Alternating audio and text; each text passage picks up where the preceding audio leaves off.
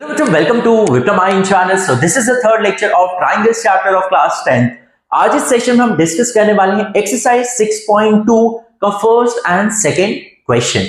Yes, ये exercise को हम 3 to 4 सेशंस में कंप्लीट करेंगे बिकॉज एट अ स्ट्रेच अगर हम सारे क्वेश्चंस को सॉल्व करने जाएंगे तो ये सेशन काफी लेंथी हो जाएगा. इसलिए इसे हम 3 से 4 सेशंस में कंप्लीट करेंगे ये एक्सरसाइज को, और हर एक सेशन में हम 2 से 3 क्वेश्चंस को काफी डिटेल में समझेंगे और वो क्वेश्चंस का आप प्रैक्टिस कर लीजिए. Once you complete that particular questions you can move on to the next session. और ये सारे सेशंस का मैं एक अलग प्लेलिस्ट बना दूंगा of the triangles chapter. Already lecture number 1 और लेक्चर नंबर 2 कंप्लीट हो चुका है. फर्स्ट जो लेक्चर था उसमें हमने 6.1 और बेसिक्स सिमिलर ट्रायंगल सिमिलर चीजें क्या होती वो डिस्कस किया था.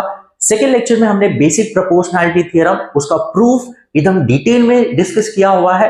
What is converse of basic proportionality theorem, ये सारी चीजें हमने लेक्चर नंबर 2 में कंप्लीट किया हुआ है. अगर आपने ये लेक्चर्स नहीं देखा है तो ये लेक्चर्स का लिंक मैं आपको डिस्क्रिप्शन में दे दूंगा. So let's start with the today's session. तो आज इस सेशन में हम डिस्कस करने वाले हैं जैसे कि मैंने आपको question number 1 and 2. So what is question number 1? अब क्वेश्चन नंबर 1 जो है इसमें 2 सब क्वेश्चंस है. तो यहां पर क्या दिया है, DE is parallel to BC, find EC in question number 1 and find AD in question number 2. तो ये जो फिगर है दिस इज फॉर सब क्वेश्चन नंबर 1 एंड ये सब क्वेश्चन नंबर 2. यस, तो जैसे यहां पर हमें क्या दिया है प्लीज ध्यान दीजिए. तो क्वेश्चन नंबर 1 का पहला सब क्वेश्चन जो है तो यहां पर दिया है that in triangle ABC DE is parallel to BC. This is given. Yes, अब हमें पता है कि कोई भी ट्रायंगल में अगर एक पर्टिकुलर लाइन एक साइड को पैरेलल होता है और वो 2 साइड्स को 2 डिस्टिंक्ट पॉइंट पे डिवाइड करता है, then it will divide the other 2 sides in equal ratio. ये हमने कहां पढ़ा, बेसिक प्रोपोर्शनैलिटी थ्योरम यही था.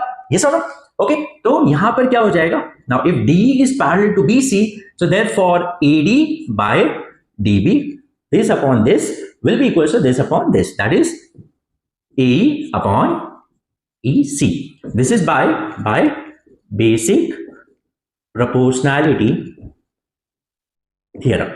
Yes, और by BPT. Okay.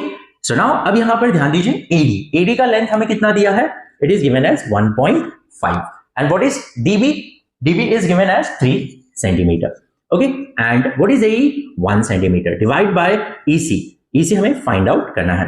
Okay, अब यहां पर ध्यान दीजिए अगर हम क्रॉस मल्टीप्लाई करते हैं तो यहां पर या तो EC को मैं यहां शिफ्ट कर देता हूं एंड 3 into 1 3 और ये 1.5 यहां आ जाएगा, ट्रांसपोज करेंगे तो it will be 3 divide by 1.5. Yes, तो 1.5 into 1 एंड 1.5 into 2. तो EC का लेंथ कितना आ जाएगा, 2 सेंटीमीटर. Is it clear? समझ में आया? तो यहां पर हमने बेसिक प्रोपोर्शनैलिटी थ्योरम जो है वो कॉन्सेप्ट यूज किया एंड यहां पर हमें EC का लेंथ मिल गया. Hope you have understood. Now we'll move on to the next जो सब क्वेश्चन है. तो अब अगेन यहां पर ध्यान दीजिए in triangle ABC again DE is parallel to BC. तो यहां पर क्या हो जाएगा, again you write that in triangle ABC DE is parallel to BC. So therefore by basic proportionality theorem this is given. Therefore by basic proportionality theorem क्या होगा, AD upon DB will be equals to AE upon EC. Okay, so therefore what is AD? AD हमें find out करना है. What is DB? DB is 7.2 is equals to AE is 1.8 and this is 5.4. Yes, तो देखिए जी इधर भी एक number का point है, इधर भी एक नंबर का पॉइंट है. वैसे तो हम 10 से मल्टीप्लाई करके कर सकते हैं बट सेम पॉइंट है तो डायरेक्टली हम कर सकते हैं. देखो पॉइंट को पहले भूल जाओ. तो ये हो गया 18 और ये 54. तो we know that 18 into 1 18 into 3 होगा और सेम नंबर का पॉइंट है तो ऑब्वियस है 1.8 into 3 करोगे तो 5.4 आएगा. तो यहां पर क्या आ जाएगा, therefore AD by 7.2 is equals to 1/3. अब 7.2 को यहां ट्रांसपोज करेंगे तो AD is equals to 7.2 divided by 3. 3 into 1 3, 3 into 2 that is 6, 1 carry हो गया 12, 3 into 4. तो यहां पर AD का जो लेंथ आएगा that is 2.4 centimetre. Is it clear? समझ में आएगा? सो यहां पर हमें सिंपली क्या करना है, सो ऐसे क्वेश्चंस में आपको क्या दिया रहेगा, एक लाइन जो है एक पर्टिकुलर साइड को पैरेलल दिया होगा और आपको ये जो इंटरसेप्ट बने हैं इनमें से कुछ इंटरसेप्ट्स के वैल्यूज दिया होगा, एक इंटरसेप्ट का आपको वैल्यू फाइंड आउट करना होगा. तो यहां पर जैसे कि ये ट्रायंगल में ये इसको पैरेलल था तो this upon this will be equal to this upon this. तो यहां पर EC का लेंथ हमें मिल गया 2 centimetre. In the same way second वाले क्वेश्चन में भी हमें यहां पर AD का लेंथ मिल गया. Hope you understood. So this is very easy, इसमें ज्यादा कुछ कॉम्प्लिकेटेड चीज है नहीं, तो सिंपली आपको बेसिक प्रोपोर्शनैलिटी थ्योरम यूज करना है and just find out the value जो अननोन वैल्यू होगा यहाँ पर। Hope you understood. Now will move on to the question number 2। Okay, तो यहाँ पर ध्यान दीजिए, क्वेश्चन नंबर 2 जो है, तो पहले इसे मैं रिलीज कर देता हूं। Okay, so now question number 2। अब देखो क्वेश्चन नंबर 2 में क्या दिया, प्लीज ध्यान दीजिए। E and F are the points on sides PQ and PR respectively of triangle PQR. For each of the following cases, state whether EF is parallel to QR. Okay, so as per the given information, so this is the diagram जहां पर क्या बोला, E and F are the points on side PQ and PR respectively. अब हमें ये show करना है कि EF जो है क्या वो QR को पैरेलल है कि नहीं। अब हमें पता है कि EF QR को पैरेलल कब होगा, अगर हमें ये रेशियो मिल जाता है that PE upon EQ is equals to PF upon FR। ये हमने कहां पढ़ा है, in converse of basic proportionality theorem. तो वहां पर हमने स्टेटमेंट पढ़ा है कि if a line divides the two sides in equal ratio then that line is parallel to the third side. Okay, तो यहां पर हमें 3 केसेस दिया है, हमें कुछ यहां पर मेजरमेंट्स दिए हैं, तो वो मेजरमेंट्स लेके हम ये रेशियोज निकालेंगे। अगर हमें ये रेशियोज इक्वल आता है तो EF will be parallel to QR, और अगर पैरेलल इक्वल नहीं आता तो वो उसको पैरेलल नहीं होगा।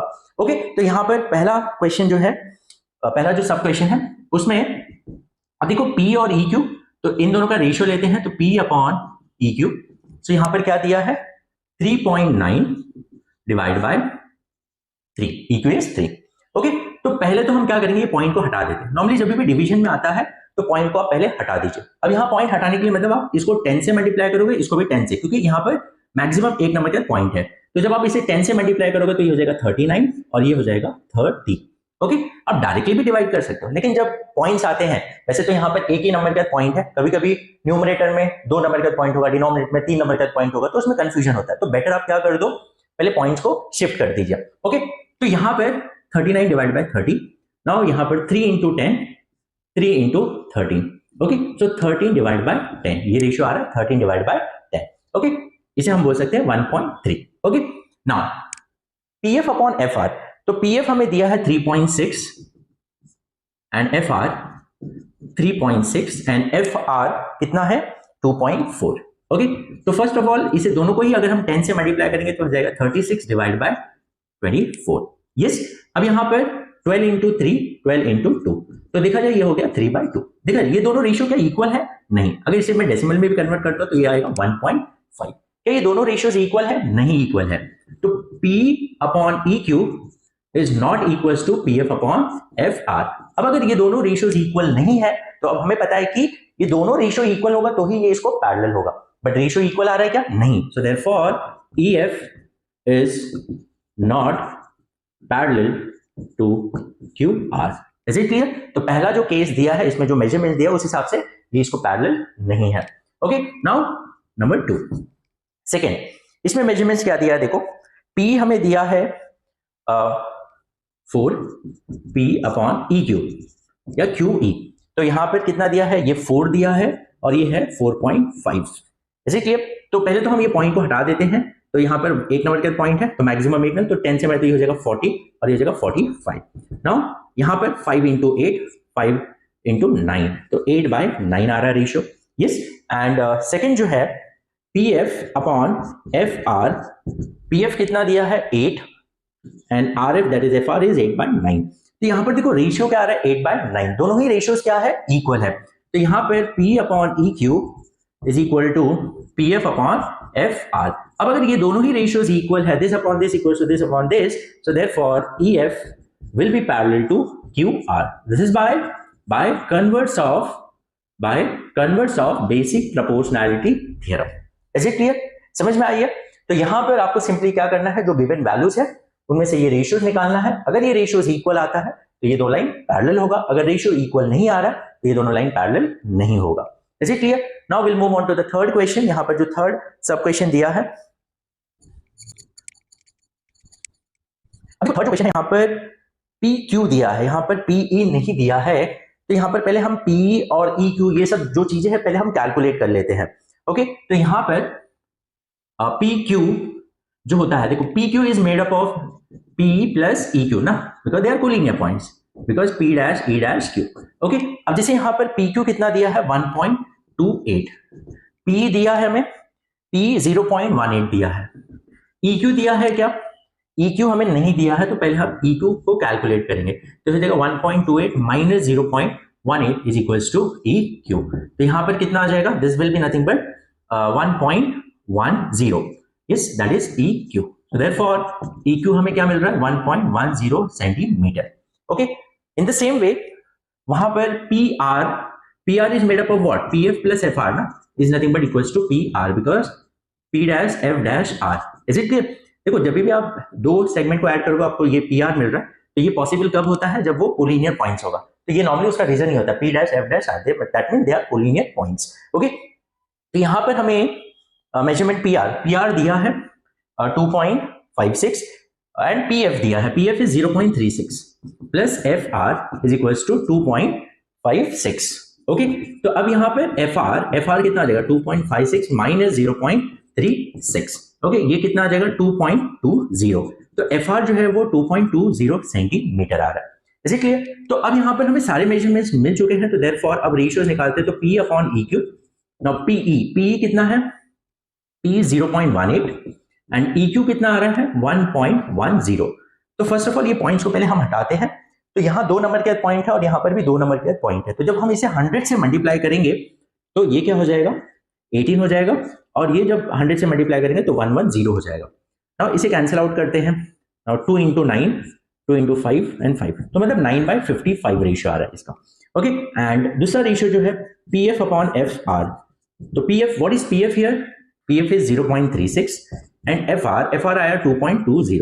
तो अगेन 100 से जब मल्टीप्लाई करेंगे तो ये हो जाएगा 36, और जब इसको भी 100 से मल्टीप्लाई करें तो ये हो जाएगा 220।